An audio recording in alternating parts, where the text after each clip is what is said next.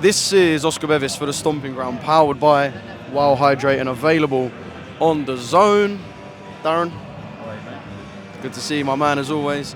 How am I? A little bit rough. If you could see Oscar right now, jeez.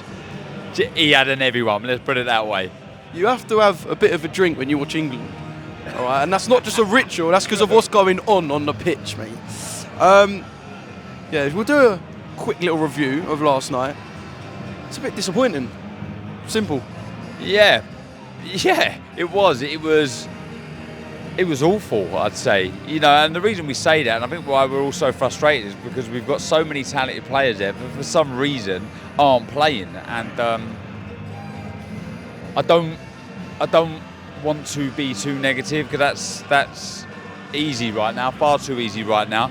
I'm trying to find some sort of positives. I'm trying to think to myself that it can't get any worse right now. But we're still 4 points. We're going to go through, and it can only get better. So you somehow got to take positives from that, right?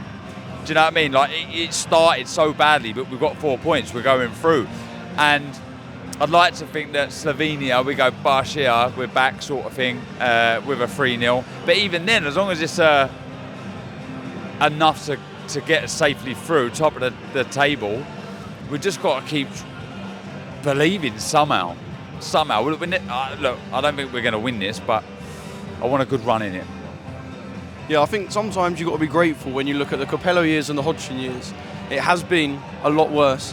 But why is Cole Palmer sitting on his hands on the bench when he was the best player in the Premier League last season? Well, yeah, I'm head scratching as well. How has he not kicked the football over these 180 minutes? I 100% can guarantee he starts the game, he's either going to assist somebody or score a goal. You know, he always looks dangerous. And yeah, I am head scratching right now. A little bias, obviously, as you are, but you know, I'm seeing a lot of and hearing a lot of people pleading for Palmer to feature. It's nuts. And I think now Southgate will realise he's done basically the same thing. He started the same teams. He's brought on the same players. Let's change something. Let's do something different, because it just gets far too boring otherwise. We can't sit through that. You know what I mean? It's flat as a pancake yesterday. I know I'm not drinking anymore, but that was poor. There was nothing like, give us something. Give us something. You're all very, very good players. I don't know. I'm probably sounding as boring as the team right now. Everyone was a little bit bored last night. It made me laugh. Someone said last night that you got to invite the England team to your funeral so they can let you down just one more time.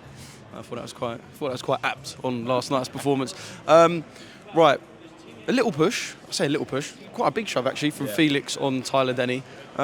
This fight's kind of got everything. There's the inactivity story with Felix. Tyler has admitted that he's perhaps punching above his weight in the last couple of years with what he's achieved and where he is. There's a little bit of needle. There's a European title on the line. It just is a really good fight. Yeah, 100%. Pot of gold's massive for the winner. That usually brings out the best in the fighters. The winner of this, not only, you know, for Denny defending the European title, for Cash to become European champion is massive, but the big fights that can follow are endless, really, with a win here. I think Felix will want to look good 18 months out of the ring. I think it's an opportunity for him to sort of say, look, here I've been, here I am. I know I've been missing for 18 months, but this is the type of fighter I am. This is what I want to do moving forward. And yeah, it's a brilliant fight. Can't wait. I reckon it's going to be a banger. Maybe I'm just hoping, but I reckon it's going to be a banger. Did you see what Tyson Fury said on, I think it was an interview he done with his drink company, Furiosity, where he said that the Usyk fight was almost too easy, and that was his downfall? Yeah, look. Is that a dangerous place to be? Because he will be going into a rematch with a fighter he's been beaten by, and yet he's saying it was one of the easiest nights he's had. Yeah, look, Oscar, I think part of this is to start building the rematch, start the verbals, start the excuses, if you like, which is, it's all relevant. Oh, I lost because of this. I get it, you know, there's nothing wrong with that, and it does help build that bit of needle and tension again, which is required in sequels, in rematches. But I do tend to understand where he's coming from. I'm not saying that he's going to beat Usyk, but there were stages there from around about around 2.5 to 7, he was cruising, wasn't he? He was looking good. And it was almost that he got a bit complacent, switched off, and was made to pay. So then you say exactly that in the rematch. You say, look, I'm not going to switch off this time. I'm going to stay disciplined from round 1 to round 12. I give you, a few rounds. I'll give you the first round, and I'll give you a few at the end. And that's cost me the fight. This time, I'm not giving you nothing. And look, I wouldn't look into it too much. It's obvious why he's saying it, and I absolutely expected him to do so. Is the video of him stumbling out of a pub, a bar, some establishment, is that much ado about nothing? Yeah, I'm sure he stumbled out of bars before. I know I did during my career, in between fights. But he's always fit. He's always conditioned. Though you wouldn't think that by looking at him, but he's always in 12-round shape, 15-round shape. It's not ideal. It's not ideal because I know for sure his opponent Usyk isn't doing that, but I'm not looking into it at all. Man has fun. We'll leave it at that. Are you of the belief that the rematch happens? Because I know from speaking to a couple of people, Johnny Nelson I spoke to last week is, I'm not going to say adamant, but he is pretty much of the belief that the rematch just doesn't happen. I take it you believe that on December 21st we will see them two in the ring? I'm adamant it does happen. Too much money. And it was a close fight. The perfect candidate for a big rematch. Makes complete sense. Talking of the heavyweights moving on to potentially what we believe is going to be Anthony Joshua versus Daniel Dubois. Yes, Daniel Dubois is only young, but he's had a lot of fights at the sort of fringe world and world level. Arguably won what would have been his biggest fight against Alexander Usyk in some people's eyes. Built a really big name for himself as well from a sales standpoint. Is this the perfect time for him to land a fight and fight a fight like Anthony Joshua? Yeah, I like this fight. I really like the fight. It reminds me a little bit of Lewis Bruno, Cardiff Arms Park, all those years ago. I don't know why, but it's just got that feel to it. I like it. I like the form of Dubois has been brilliant. I love the way he grabbed the fight by the scruff of the neck against Hrgović and said, look, I've got the confidence I need after beating Jarrell Miller, and now I'm going to show everyone what I'm about.